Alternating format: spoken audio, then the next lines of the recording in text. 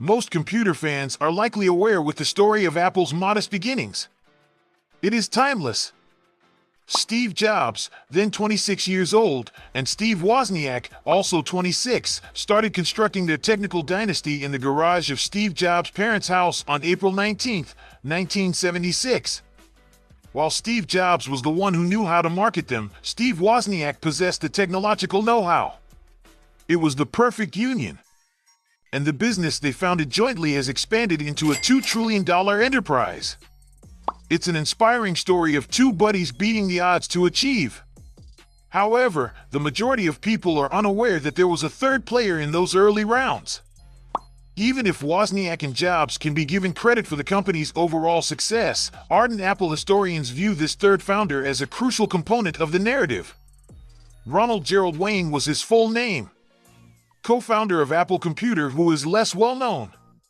Here is a real-life illustration of the proverbial "let your past failures blind you from success."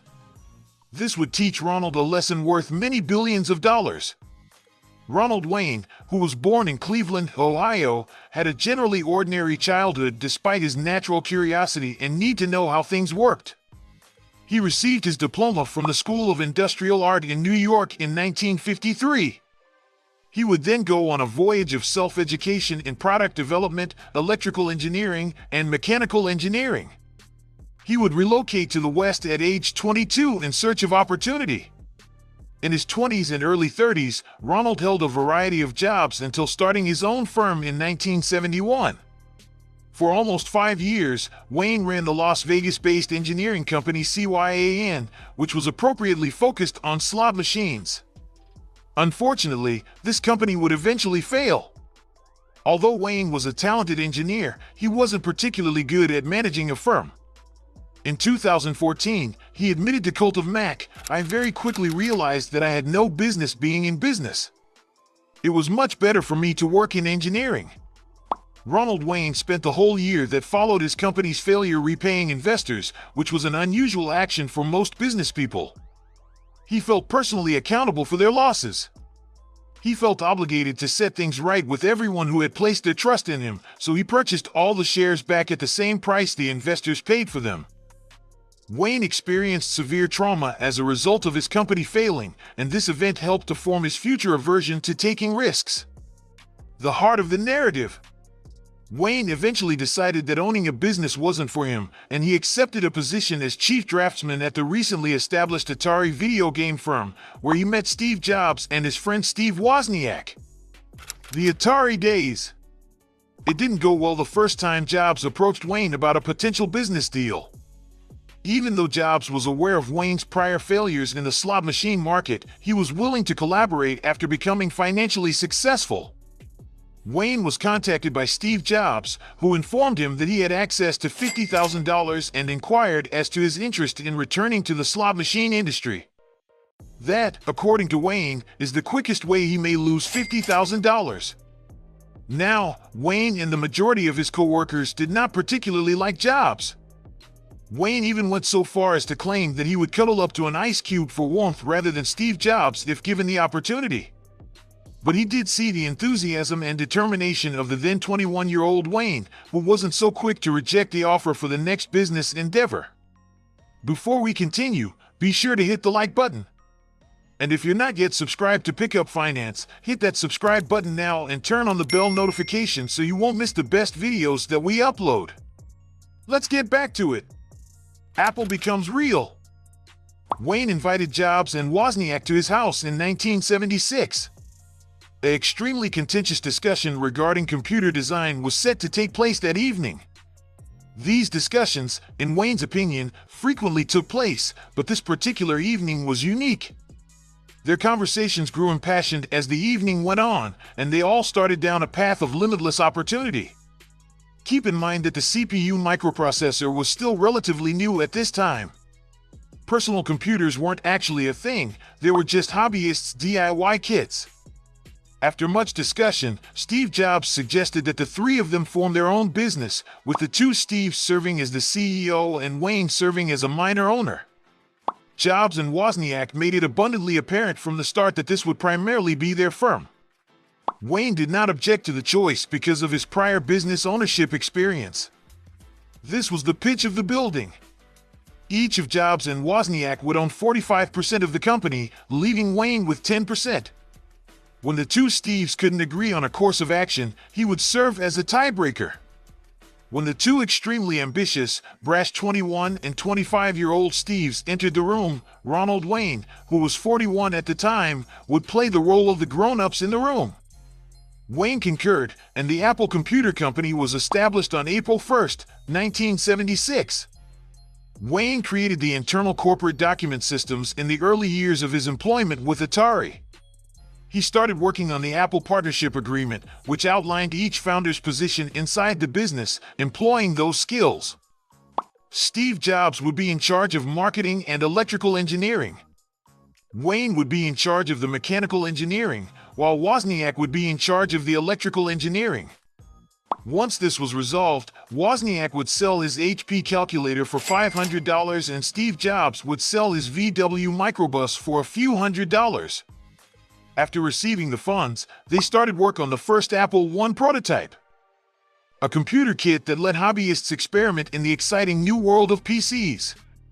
The Apple I manual was written by Wayne, and he also created the Apple First logo, which features an image of Isaac Newton resting beneath an apple tree in the manner of a Victorian woodcut. Read the quote, "A mind forever roaming through weird seas of thought alone around the border." It came from The Prelude, a composition by William Wordsworth. A year later, the multicolored, two-dimensional Apple design would take its place, eventually replacing this emblem as the industry standard. Now, everything was ready for this fascinating startup. The papers had been finished. The prototype was finished, and funding of $15,000 had been obtained to cover material costs.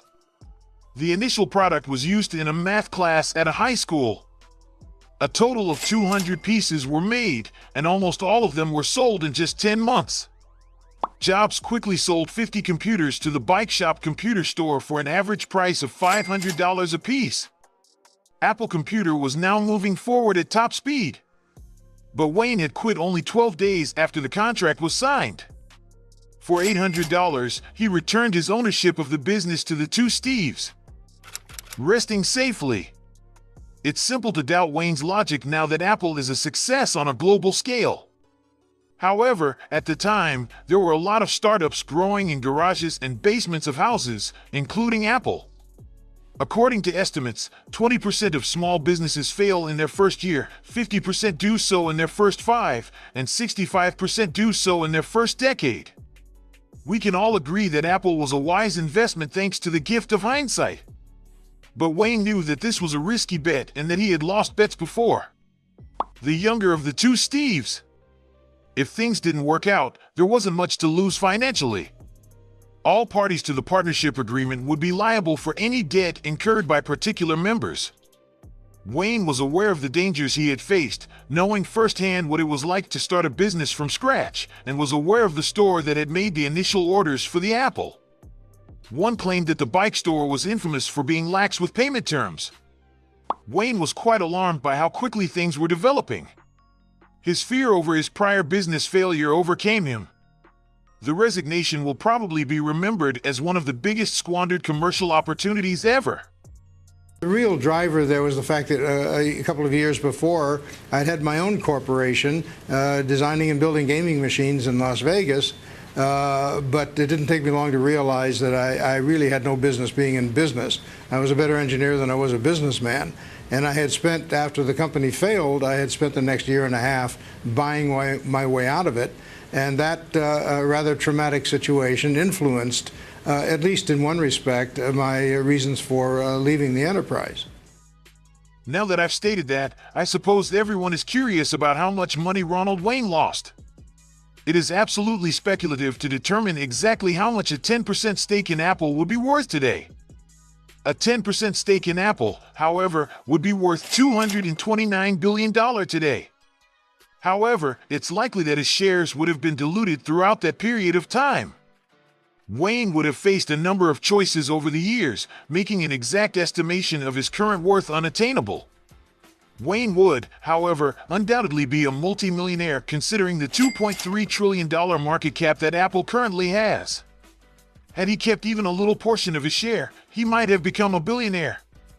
Not looking back, but going forward. Wayne proceeded to hold a variety of jobs around California after leaving Apple. He remained employed with Atari until 1978. He would eventually depart and start working for the Lawrence Livermore National Laboratory and then a tiny electronics company called LDF Semiconductors. In 1980, Apple went public and Wayne had left. Soon after, Wayne made the decision to follow his other interest and founded a stamp and coin collecting shop.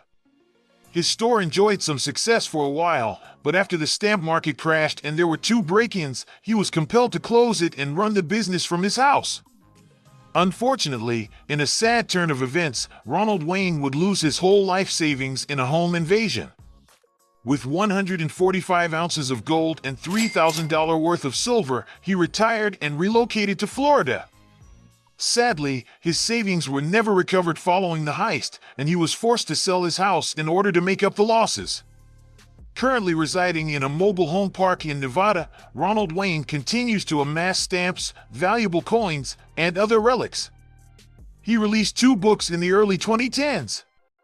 One was a biography titled Adventures of an Apple Co-Founder describing his experience with fame and success, and the other was a book titled Insolence of Office that provided a thorough analysis of the beginnings, evolution, and nature of money.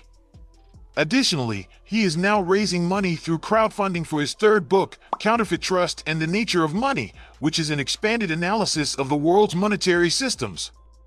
Ronald Wayne maintained contact with the 2 Steves despite never working at Apple again.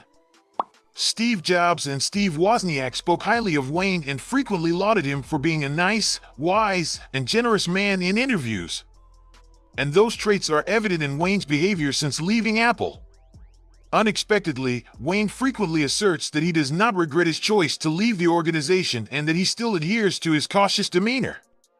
He believes that he made the best choice given the knowledge at hand and is content to live with his decision. However, Ronald Wayne does harbor a regret. He traded his original Apple contract for $500 in the early 1990s. This seemed like a nice deal at the time.